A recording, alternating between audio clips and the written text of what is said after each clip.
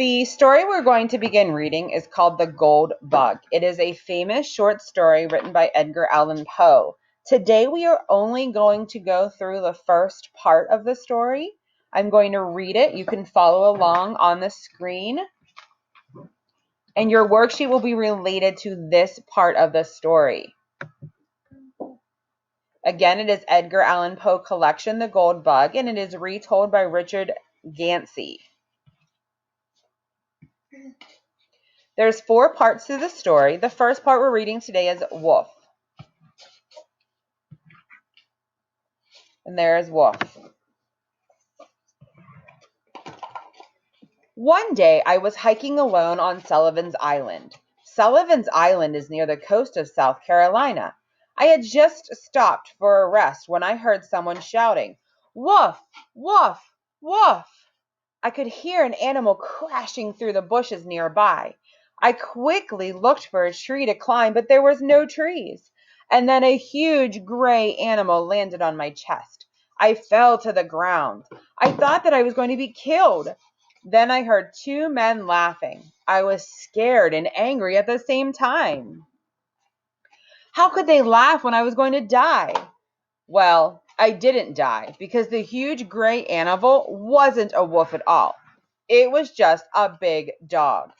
The dog started to lick my face. The 2 men were looking down at me and they were still laughing. One of the men called to the dog, "Get over here, Wolf!" Then the man said to me, "I'm sorry about my dog. That's the way he says hello. His name is Wolf. I hope he didn't scare you too much." I got up and brushed off my clothes. "Well," I said, "I was a little scared." The 2 men smiled and invited me to their hut. But wait a minute. Let me start this story at the beginning. I live in Charleston, South Carolina. In my free time, I like to hunt and fish and hike. Hiking is my favorite thing to do. The land and the water around Charleston are beautiful for hiking. One morning, I crossed over to Sullivan's Island. This island is 3 miles long, but it's not very wide. Someone had told me that no one lived on Sullivan's Island, so I was surprised to see the 2 men and their hut, and I was really surprised to see that dog. One of the men was named William Legrand. The other man's name was Jupiter. Jupiter worked for Legrand. Jupiter did all the cooking and cleaning. William Legrand had once been a very rich man, but now he was poor. He said that he wanted to be rich again. There's the 3 men. But he didn't know how he could get any money. He worried about it, and this worry made him very unhappy. It was good that he had a kind man like Jupiter to take care of him. Legrand was an artist and a scientist. He loved to study bugs and insects.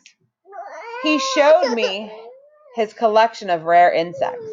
I went to see him often, and we talked about many things. In a few short weeks, William Legrand and I got to be close friends. One cold evening, I crossed over to Sullivan's Island and walked to the hut. I knocked on the door, but no one was at home. I opened the door and went in. There was a fire going in the fireplace. It was cold outside, and I was happy to sit by the fire. And after a while, Legrand and Jupiter came back to the hut. "Well, well, well, look who's here," Legrand shouted as he shook my hand. Then he said to Jupiter, "Make one of your great chicken dinners for the 3 of us." Legrand sat down in a chair next to me. He stretched out his legs and held his hands out toward the fire. He said, "We were all hunting for bugs. I have found some good bugs over the years. But the bug that I found yesterday is the best. Let me show it to you." Jupiter was over by the stove, but he could hear us talking. Jupiter said to Legrand, "You can just forget about that bug. That bug is bad luck." That's where we're going to stop for today. Your worksheets that you need to complete today are based on this story.